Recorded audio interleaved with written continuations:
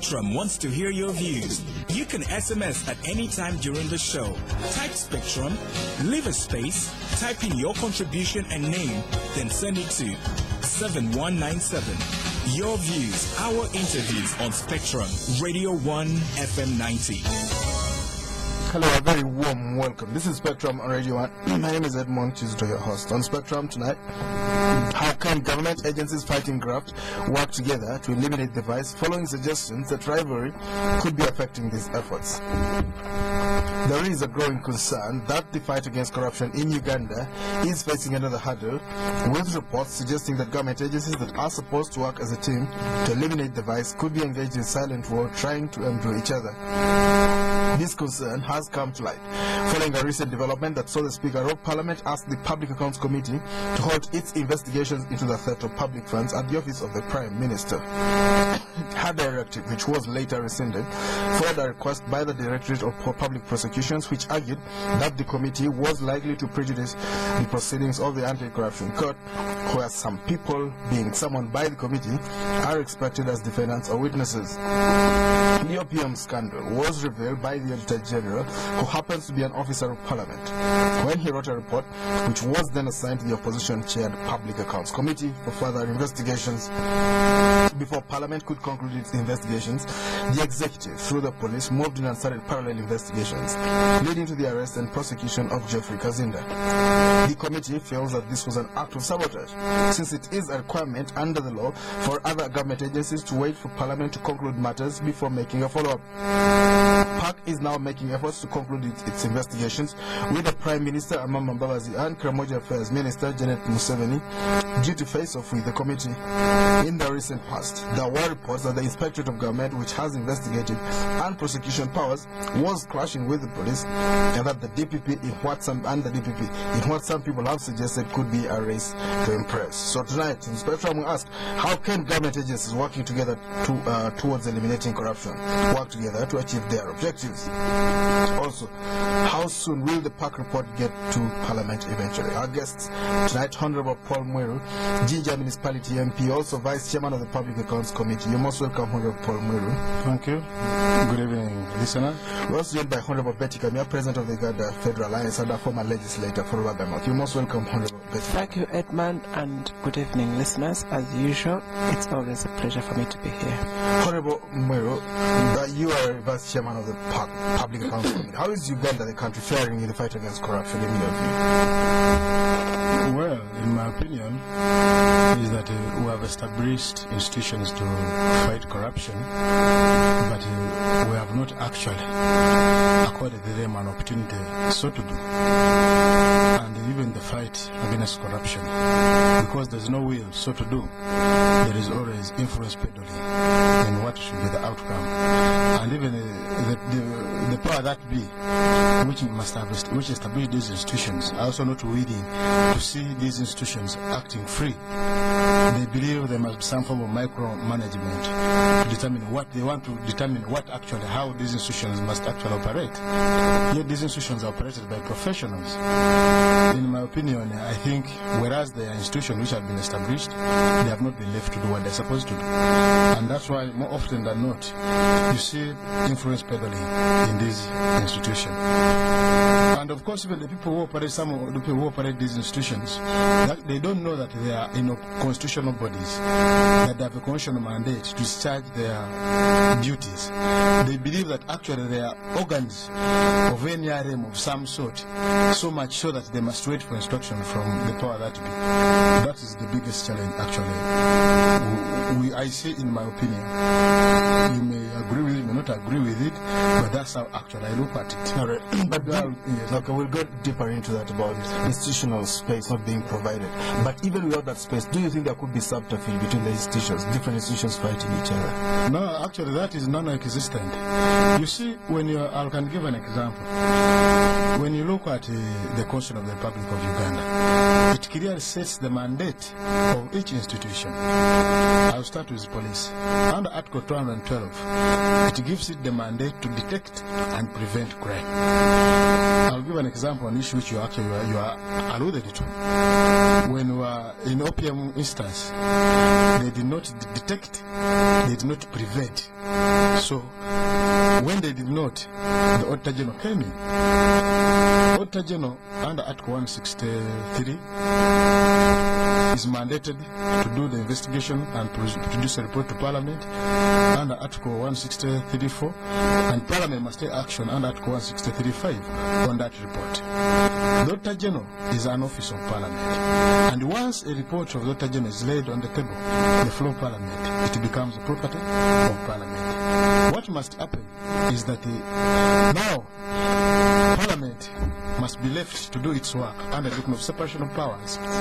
When it is done, it makes recommendations. The recommendations of Parliament are not self-executing. That's why we say the DPP, that's why actually first we give copies of these reports to police, to IGG, to DPP, to all agencies of government, actually to pick interest and take action. And when we give these copies, we expect the executive to report back to Parliament through Treasury memorandums, to report and say, on this one, we sort of deeply take action. I want to give an example. When Dr. Kizito came out of the country, the President had written on how he should be preferred charges against him. When he came back from South Africa. Knowing that actually he was trying to follow up to determine what should actually take place. So when Parliament makes a report and gives to the executive, we expect a Treasury memorandum. The President must direct, based on that report, that I've read the look at this report as the executive, this action should be taken by the relevant organs. What is the danger? Why I'm saying there is no fight. What is the danger of institutions which have failed to perform their role jumping onto work of other institutions? That's where now where the game is, where I want listeners to actually to be very, very critical. You know, it is the DPP has the mandate to prefer charges and even discontinue them. But the law provides for private prosecution, that an individual can institute a matter, but the DPP has the power to take over that case, and he can even withdraw. But the Constitution also provides terms under which the DPP can withdraw charges which are actually in court. It must be in the interest of the state. The danger now where an organ jumps in, an executive organ takes over the decision of this matter before even the Parliament concludes. It is now up to the DPP to prefer to decide who to charge and who not to charge. And as a result, the effect of why some of us, the lawyers, were saying no, the DPP will appreciate the effort that police, DPP and Parliament must work together. But the danger of DPP or police jumping into parliamentary work, once they prefer charges, someone is acquitted or convicted. If Parliament now finishes its work and they make a recommendation, it cannot be made against the same person. Someone will come and say, no, under Article 28.9, it prohibits double jeopardy. Therefore, you cannot actually come for me. But this would mean, this president would mean that whenever Parliament is starting on work, they would call someone at police. I'll give an example. We were next on the report on markets, these circles where they gave out 10 billion shillings. Yes. So they converted some witnesses that they must go to police. So what's now to put it aside, now jump to banana. So if this had, if we allow this to continue now we'd also now stop on banana and say no, they have called some people, they will be prejudiced by this trial. So how was this handled? We realized that whereas yes, there is this which you have been terming like fighting for work to be done. Yes. Now we realize that now we have a situation that we have to provide a remedy in as far as fight of corruption is concerned. That's why the Speaker in our wisdom said that look, yes, I had stopped, but now that there are people who are in court, let PAC exclude having proceeded against these people, let the police actually continue. But we are saying in the future, for constitutionality, that should not happen. Right. And just like the way Parliament cannot jump onto work which police is doing, because you see, that's now where we do have the doctrine of separation of powers at play. Right. That the executive will do work, the Parliament will do its work. That's why even after all this, we expect the government to take charge. Because after we lay this report on the floor of Parliament, let the minister Minister takes it over, and the Minister of Finance is supposed to report back to Parliament through Treasury Memorandum, show what action they have taken on each and every item. All right, we'll get into the details of that later. Honorable Bettie, Kamya, tell us what you're thinking about this. Do we see a subterfuge among these organs? But overall, do we see a will to fight corruption? The will to fight corruption is half-hearted. I agree with Honorable Mwiru that the will is half-hearted. And the reason it is half-hearted is because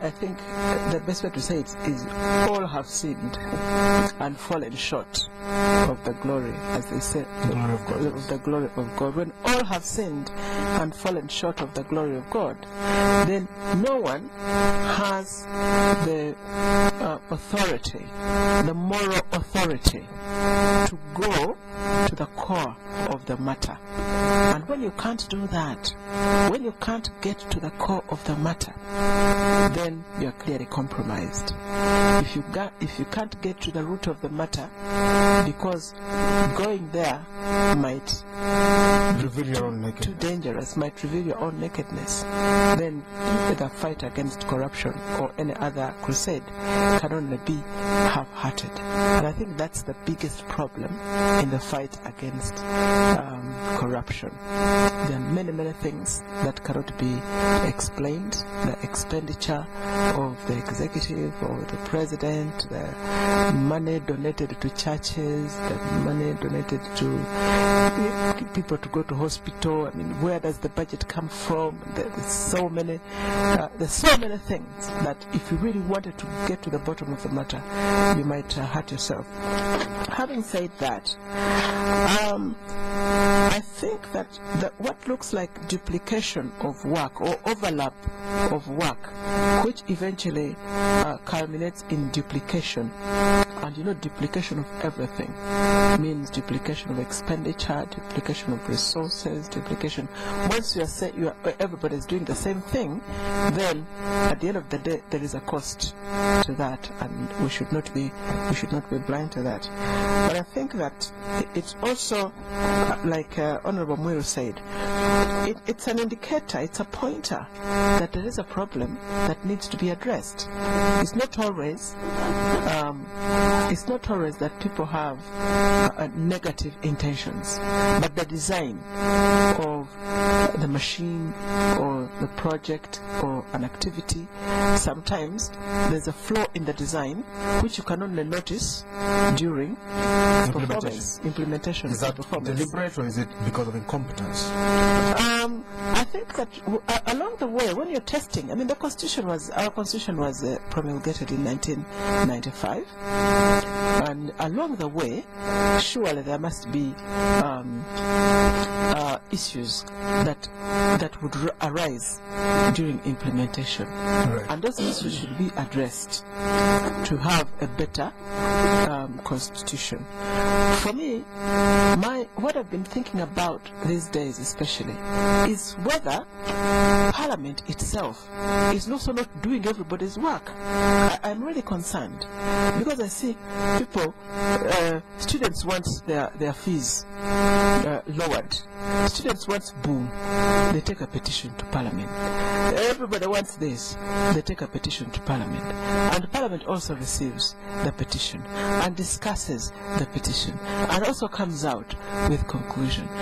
I think that we need to go back to the drawing board and ask ourselves what it is that we intended to achieve through this constitution. And if we ask that question and give ourselves an answer, then everything else should be measured against that. And in my opinion, with our constitution, we intended to achieve democratic order. democratic governance.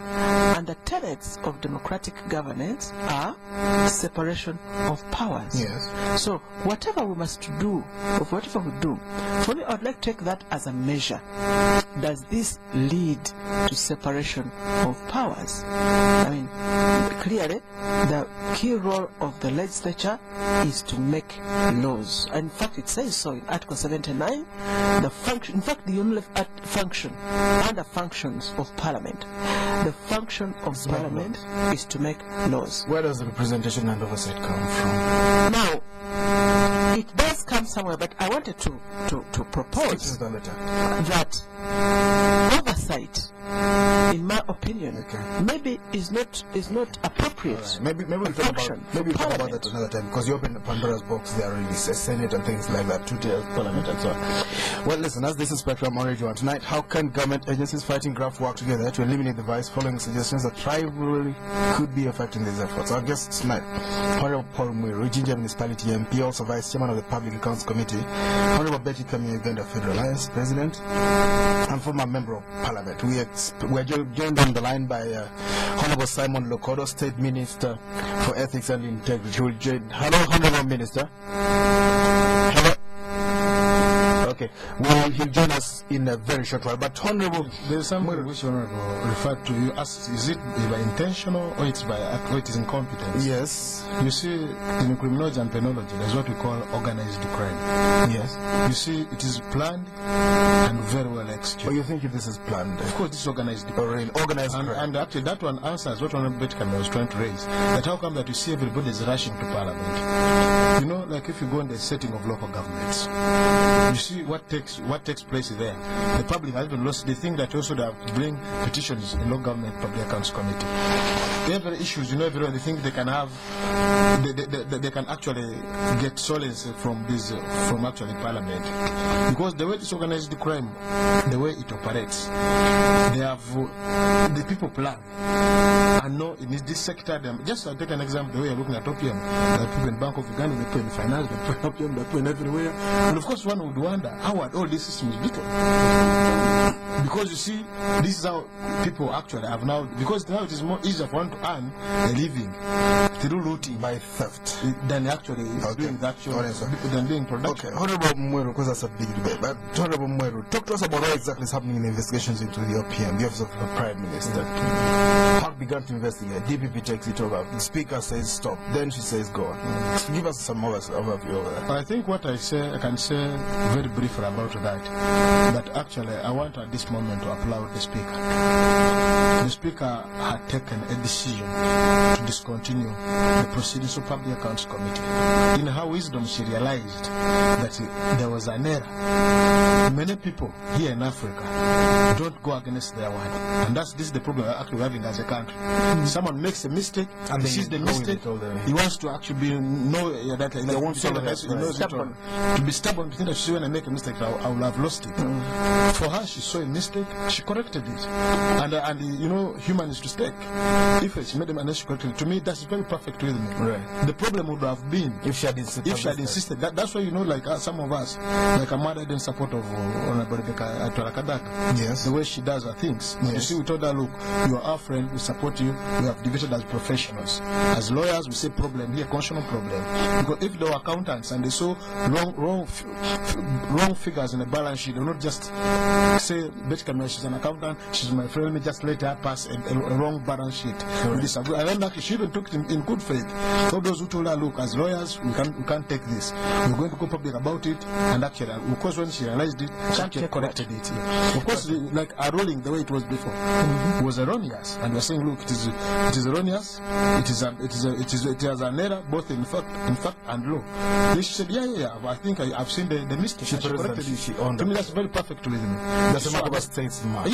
Yeah, of course. Any other person would not. You see the problem we are going through actually as a country. I can give an example when the Kabaka was going to Kayum.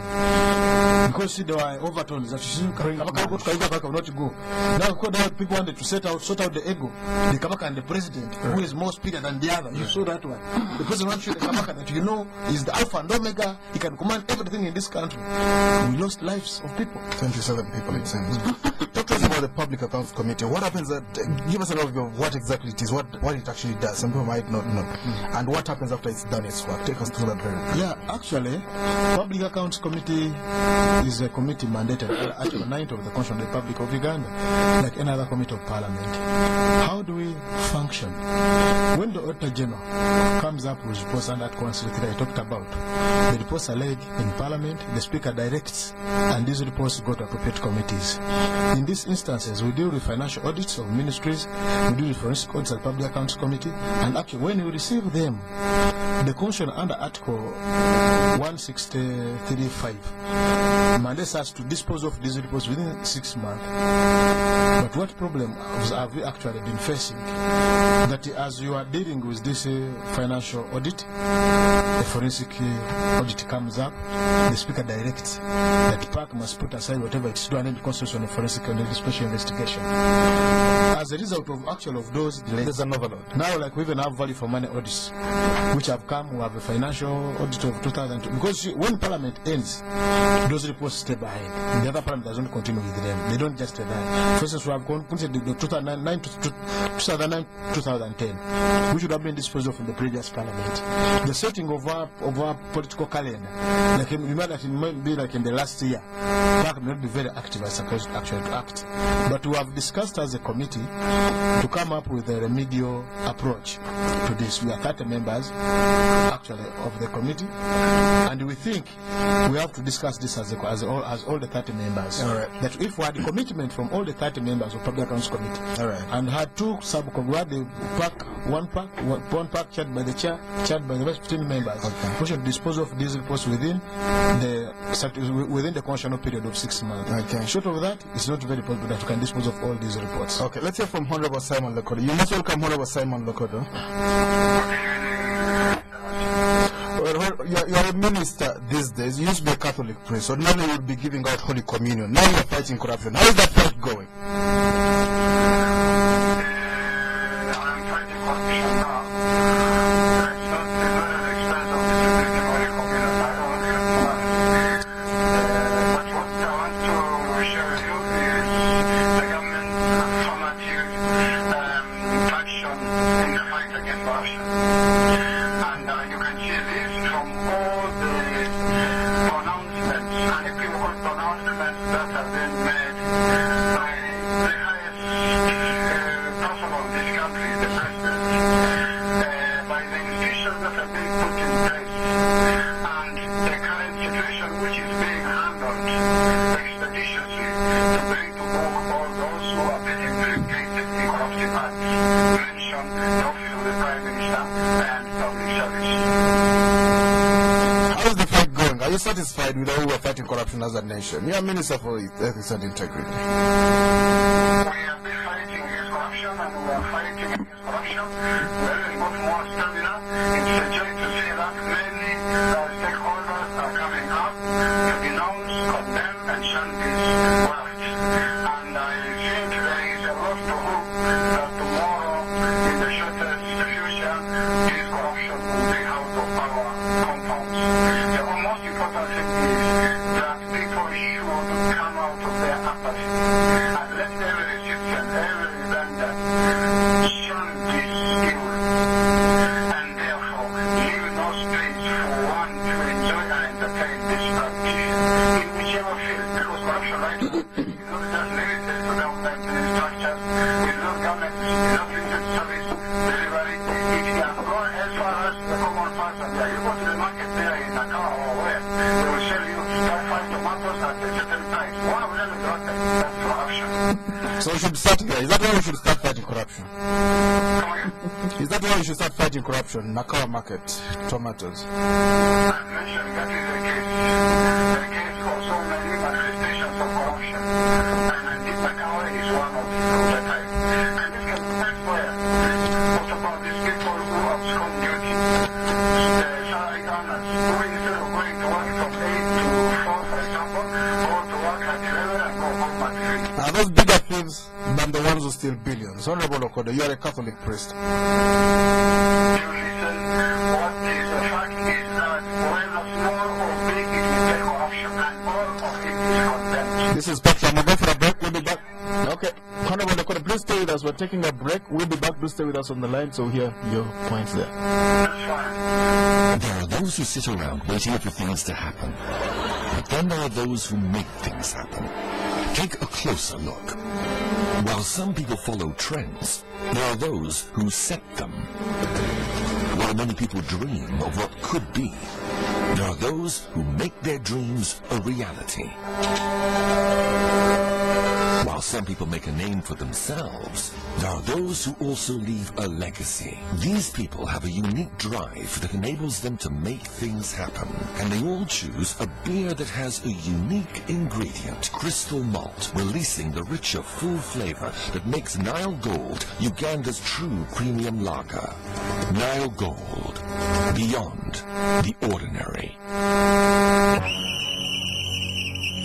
You are losing your MTN number if you don't register by the 28th of February 2013. They're going to cut it off with Papa, and you'll be there. Contactless, numberless, identityless. Basically, you'll be finished. Do you know what it means when you lose the number you have had for years? The number everyone knows. Kat, if I were you, I would go and register now.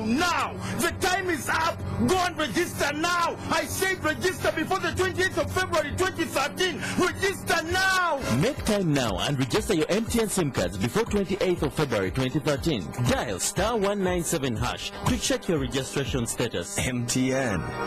Everywhere you go. Uganda Communications Commission is currently conducting nationwide mandatory SIM card registration. Register your SIM card in a few easy steps. Visit your telecom operator's customer care center or any other designated registration center and provide your phone number, a copy of a valid ID or any other valid ID with accompanying photographs such as a passport, driver's permit, voter's card, or a letter from your LC. Information on your physical address or residence will also be required. SIM card registration protects mobile phone users from incidences of fraud, incitement, terrorism, and hate messages, among others. Please note that SIM card registration is mandatory, and those who fail to register risk having their SIM cards deactivated. The registration deadline is 1st March 2013. All information shall remain confidential. Let's make communication safe. Register your SIM card today. Spectrum on Radio 1 FM 90. Welcome back on Spectrum tonight. How can government agencies fighting graft work together to eliminate the vice? Following suggestions that rivalry could be affecting these efforts. Our guests tonight, Hon Paul Mwiru, Jinja Municipality Mp, also Vice Chairman of the Public Accounts Committee, Hon Bettie, Kamya, President of the Uganda Federal Alliance, and Hon Simon Lokodo, a former Catholic priest, now State Minister for Ethics and Integrity. You will be able to call in and contribute to this discussion. Hon Lokodo staying with us. We'll get to you in a short while. But Hon Paul Mwiru, talk to us. Does the government follow up on the recommendations of PAC? Yeah, actually, they are supposed to do, but they have not been doing it. We raised it actually, we raised it in Parliament with the Prime Minister, with all the ministers, that we have been passing these reports. We expect the government to report back to Parliament through Treasury memorandums. They have not been doing that. But of course, we raised it also in Parliament, and they said they are going to come up with Treasury memorandums. We are actually waiting for them. But where I want people not to get worried about whether government takes action or not.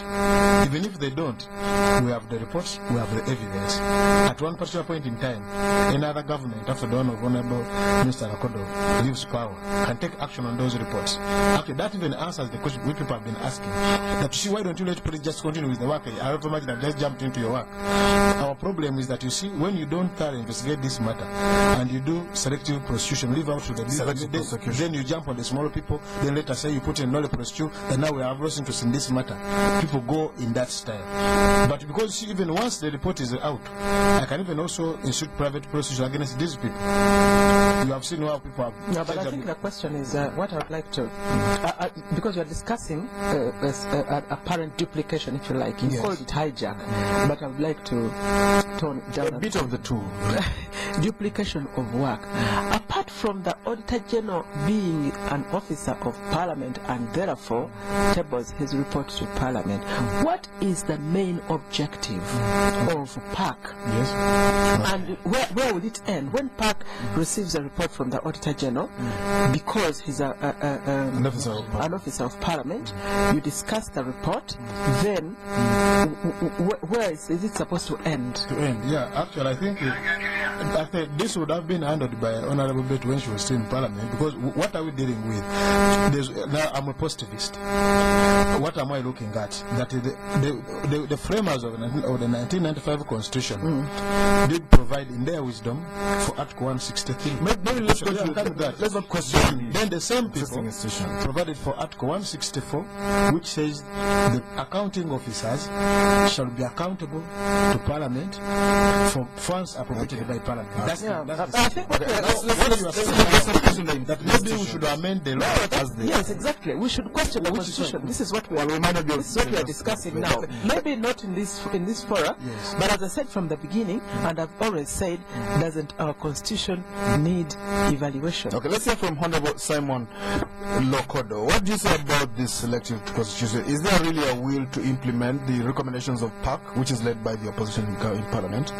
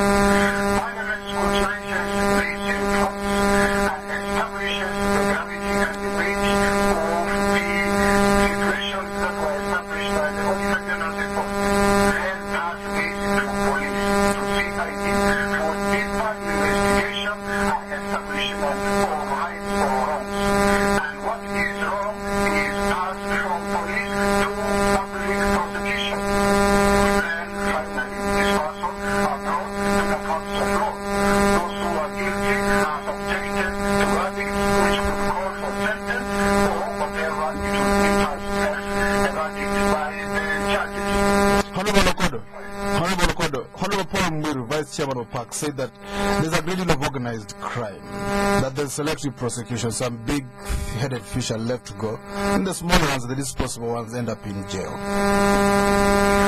not very sure if those who are taking water, but certainly all the cases that are always passed over to the prosecution have been handled, irrespective of their weight of a person or, I don't know, importance of the case. So long as it's a case that is prosecutable, it has not been given leniency in any way. But you yourself say we should go for the women who sell tomatoes in the markets. You don't think the billion thieves are something to contend with? Only giving you the extension and the extent of corruption. That is not only to stealing public funds. It goes as far as even cheating people when they back their books. And therefore, I want to say more than corruption has been stealing or swindling the public funds. It is a moral decadence. It's when people lose the integrity of their persons and want to earn anything at the expense of the others. And I am quite concerned of these cases that people always say that the practice is the small fish is taken care of and the big fish is left home and enjoying the water. That is absolutely not true. So why you... The point is, why they were keeping this racket? All even ministers is subjected to Okay. Well, let's hear from the man who said it. He would know. Why do you say the selective prosecution? And this man is a Catholic father. He told us there's no selective prosecution. Hon Paul Mwiru. Yeah, He is a priest. I did state, and I repeat, I say that you see the danger, for instance, you know the danger, like we were trying to look at the issue which had been raised, that you see police jumping into the public account before it disposes of its work. Yes. That you see police determines who can be charged with the DPP.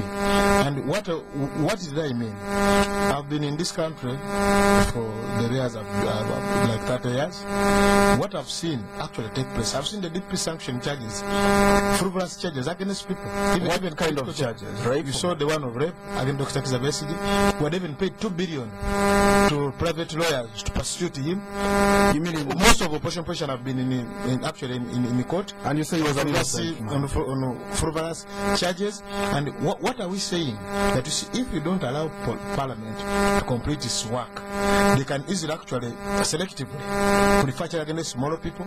They at the same time they discharge. What is the professionalism of the board of the DPP? That's what we said. In organized crime, they can even take over that institution.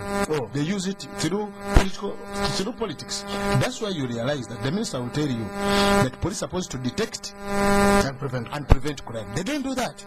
Now they're jumping onto the Dr. General's report and saying, don't you say NRM now? We are fighting corruption. You say NRM now? We are fighting corruption. But now the question would be, where was police? Why did they fail to detect and to prevent, as managed under Article 212? So that's why we are saying that, you see, as we are doing this, let each organ perform its duties. I think that what Paul is... yes, Honorable Minister. I want to appreciate the point put forward by my colleague, but I want to say that the jumping in of police into... The line is letting us down. We'd like to hear from you, Reverend Father. Okay, we'll try to get back to Reverend Father Simon Lokodo. He's a Catholic priest. Formerly, now he's the Minister for Ethics and Integrity. Honorable Bettie, Kamya. What I wanted to raise is Honorable Paul Mwiru is trying to justify the existence of PAC. Whereas he's not saying... You're questioning its existence. No. Just let me develop my point. He's justifying the existence of PAC. We are discussing duplication of work. But he's also saying, or not saying, that the existence of PAC should lead to the abolition of the other investigation arms of government, such as police. So he's saying that both of them should exist, mainly because PAC can expose the things that police would try to cover up. And I think that that's like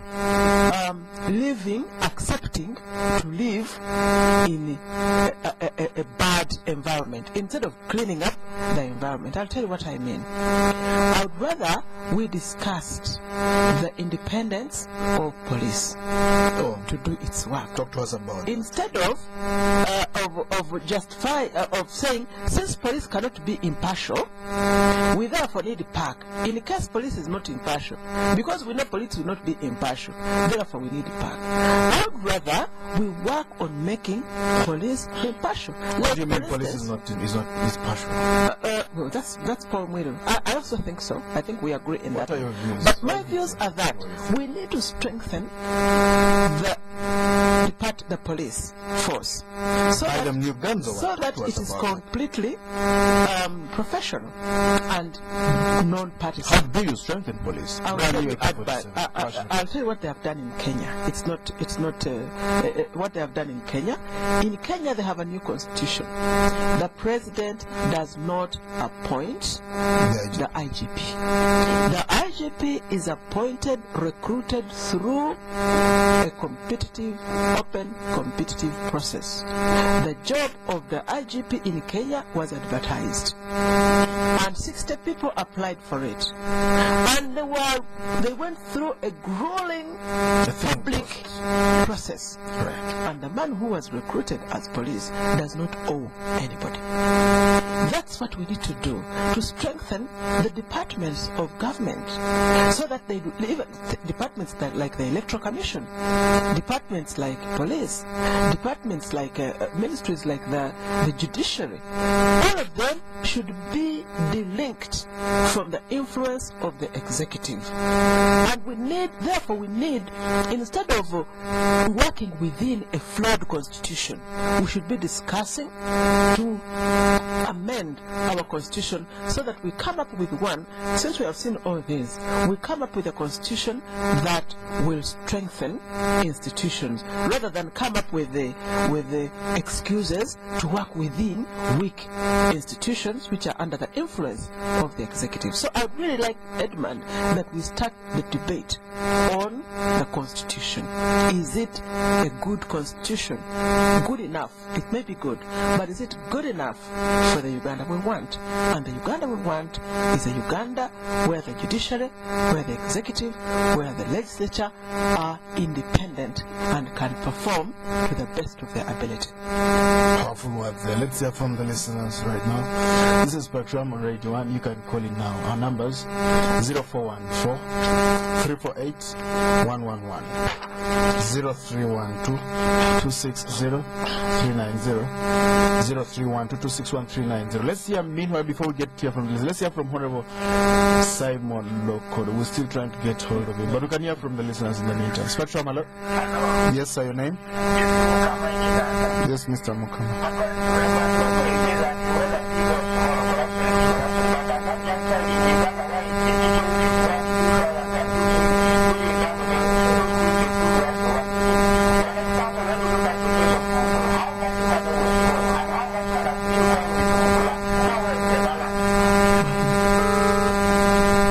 Questions that will be answered by our panelists. Spectrum, hello? Yes, your name? Hello? Yes, sir, your name? Daniel, yes.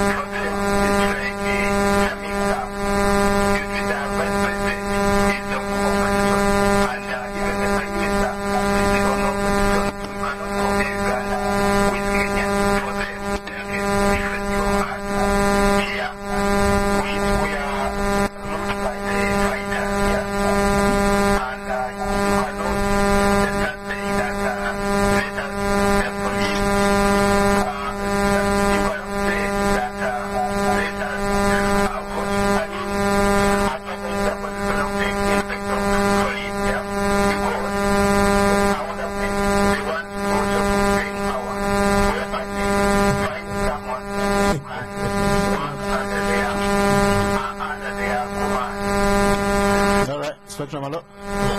Yes, your name? Yes, sir.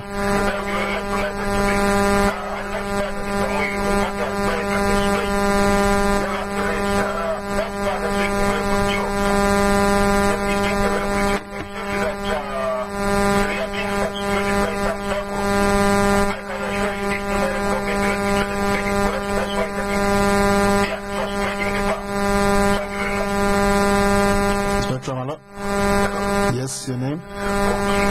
Yes, Bob.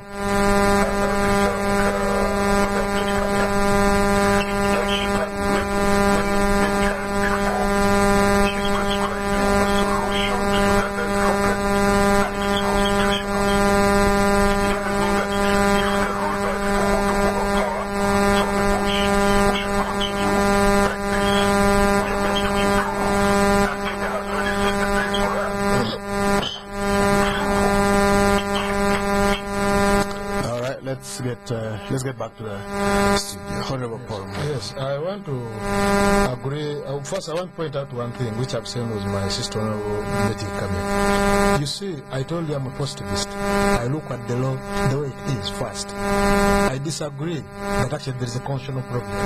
There is no problem with the Constitution. The mandate of everybody is very clearly spelled out. Actually, if police can detect and prevent, then PAC would have no business actually to deal into this matter, which police would actually deal in.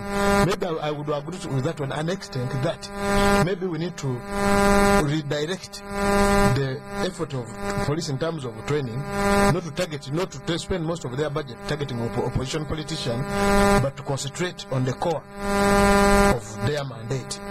Then too, I've had the benefit to my brother Mukama talking about actually this theft, that you know how is it actually worked out. This is what Hon. Bettie has said. In as long as these institutions are not professional, there will be actually a problem. You see, like in these offices, if a profession, you received instructions from someone who is not a lawyer, that please charge Honorable Bettie, please, Bettie Kamya, you would ask, of course, you have to look at the facts and give your opinion. Or you tell someone to put it for you in writing. But as long as someone to be charged, it will depend on the power that be. That's why now the biggest problem. That's why you see that Mukula actually has been, like, he has asked a very pertinent question. I saw myself a letter written by one of the ministers about this, even setting the denomination. Same. Where actually to be. All right. Jim wrote a letter. Then the other one, who actually came in at the last time, maybe he failed to know how to beat the system. He was trapped. I had Tamale to say that, you see, these people that fame is these people still with them, not having the same capacity, cunningness to actually escape. He has no sympathy for them. Oh. Yeah, that was actually what he was saying. Then my brother Bob was saying that, you see, he thanks Bettie Kamya because actually says, yeah, that is a very good compliment. But where for me I'm coming from, that you see, I first look at the law the way it is. Even us in opposition, why we strive to see that things work better. We don't want to inherit a failed state. Because it's trying to go and somebody and then become the president, I will you go and do something else. I wouldn't have gone. I can't go to the head of state in Somalia. I would rather be here and then see how we make our country actually move on. It is the responsibility of everybody to ensure that actually Uganda is on the right path. By having people who can accept that actually wrongs have been made and we correct them. That's why when I came, I said that I want to applaud the Speaker of the Parliament of Uganda. She took a decision, she realized that she took another one, which actually we are on the right path.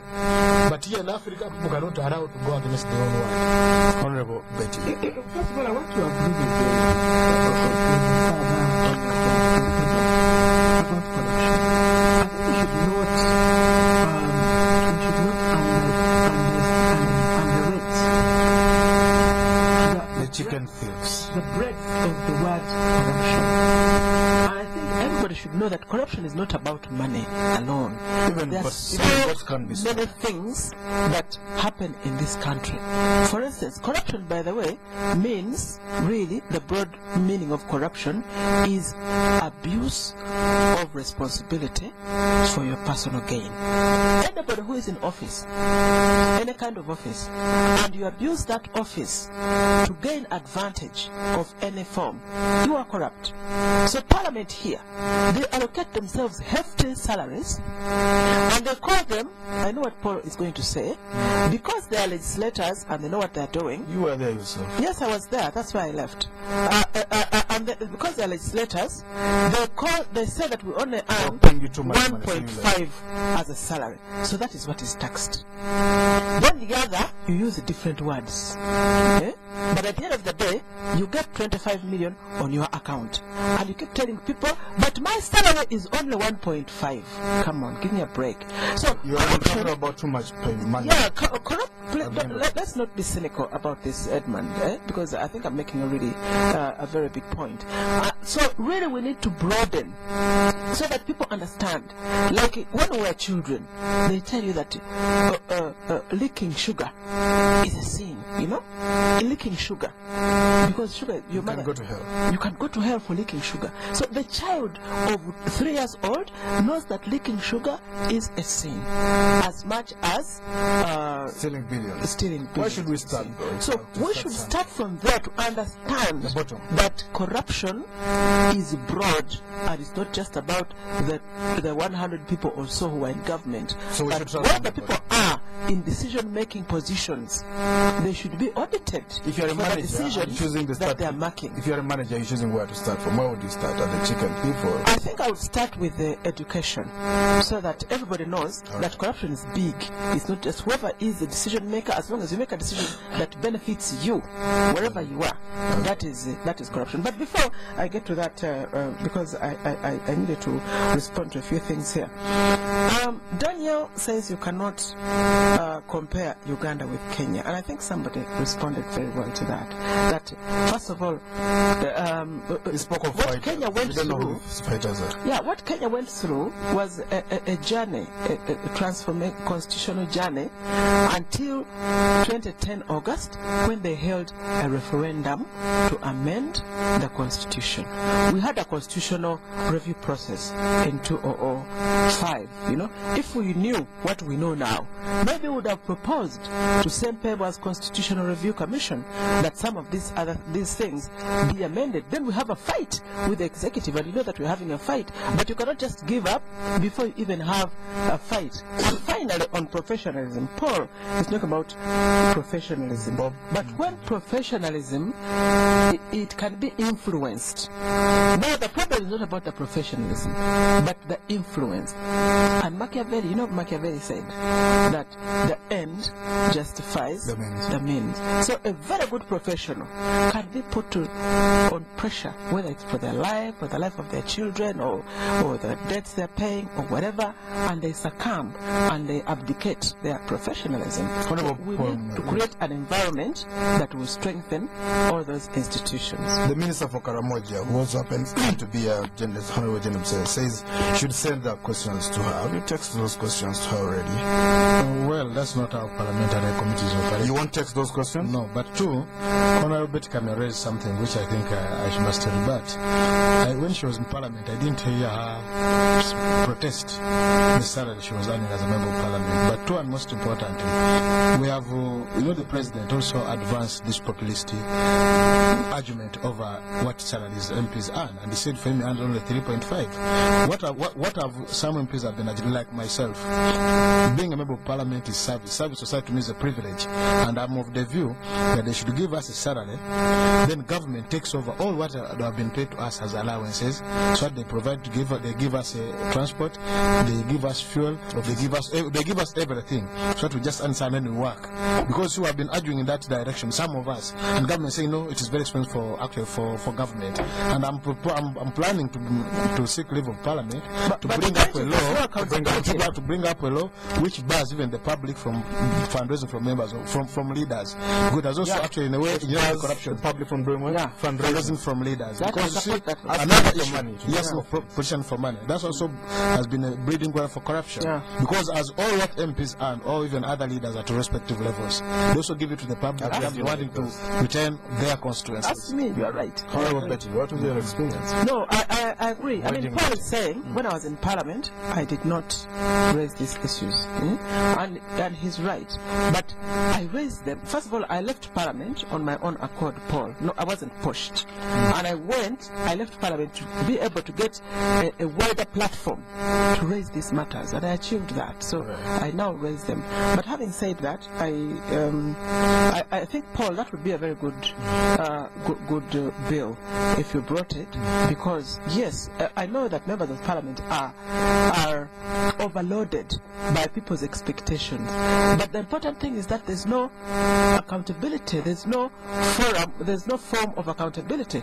The member of Parliament who took their 25 million 4 years in advance and bought a house, he's not accountable. Where he does not even go to the constituency because he does not plan to come back, so he does not feel that he needs to do that. There's he's not accountable to anybody. So if you propose that, then the alternative should be to propose ways of accountability.